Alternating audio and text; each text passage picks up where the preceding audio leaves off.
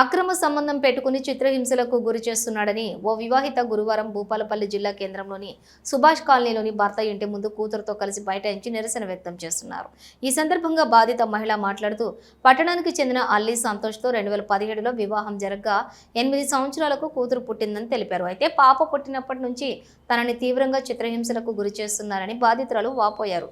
తన భర్త తనతో ఉండేలా న్యాయం చేయాలని కోరారు. నమస్కారం సార్, నా పేరు అల్లి రమ్య. నా భర్త పేరు అల్లి సంతోష్.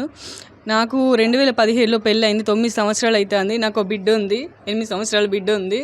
నా బిడ్డ కడుపులో ఉన్నప్పటి నుంచి వెళ్ళి నా బిడ్డకు ఆడపిల్ల అని తెలుసుకొని నాకు తెలియకుండా తెలుసుకొని నా బిడ్డను తీసేయాలని ట్రై చేసిళ్ళు. నా బిడ్డని నేను దక్కించుకున్నా. అమ్మాయి పుట్టిందన్న చులకనతోని నన్ను చులకన చూసి నా భర్త నాకు మేనత్తతోనే అక్రమ సంబంధం అంటగట్టుకొని ఆమెతోనే ఉండు, నన్ను టార్చర్ చేసుడు, నన్ను చచ్చిపోవని బెదిరించుడు.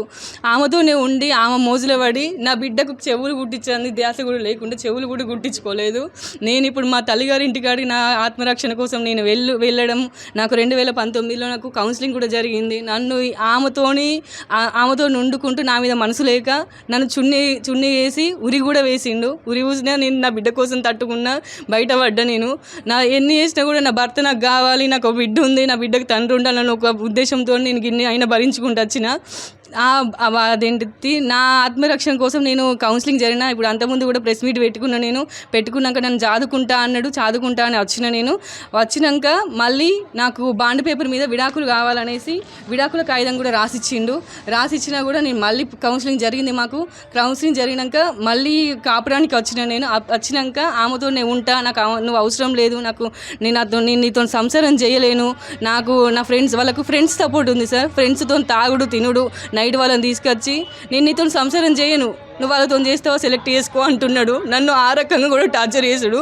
అట్లా మానసికంగా చేసి నన్ను చావ దెబ్బలు కొట్టిండు. నన్ను ముక్కు ఫ్రాక్చర్ అయింది. నాకు ఇంత ఇబ్బందులు. నన్ను భార్య లెక్క చూడకుండా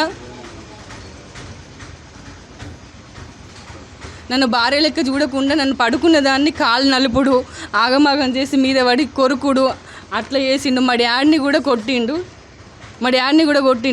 నా బిడ్డను కూడా ఇష్టం ఉన్నట్టు నువ్వు ఎందుకు బతుకుతానవే, నువ్వు అదేంటిది ఏం బతుకుతానవే, నీకు సిగ్గు లేదా అని నా బిడ్డను కూడా అన్నాడు. నా మేనత్తతోని 10 లక్షల ట్రాన్సాక్షన్ జరిగినాయి సార్. 10 లక్షల ట్రాన్సాక్షన్ జరుగుతాయి. నా బిడ్డకేమో ఏం చేసాడు, స్కూల్ ఫీజు కూడా కట్టుకోకుండా మా డాడీ నర్సరీ నుంచి మా డాడీ చదివిస్తున్నాడు. నేను నా ఆత్మరక్షణ కోసం నన్ను ఇంత టార్చర్ చేస్తాను అనేసి నా ఆత్మరక్షణ కోసం మా అమ్మగారి ఇంటికి వెళ్ళినాక అక్కడ ఉన్నాక కూడా నేను మళ్ళీ వచ్చినాక కూడా ఆమెతోనే ఉండి నాకు రెడ్ హ్యాండర్గా వాళ్ళిద్దరు దొరికిళ్ళు.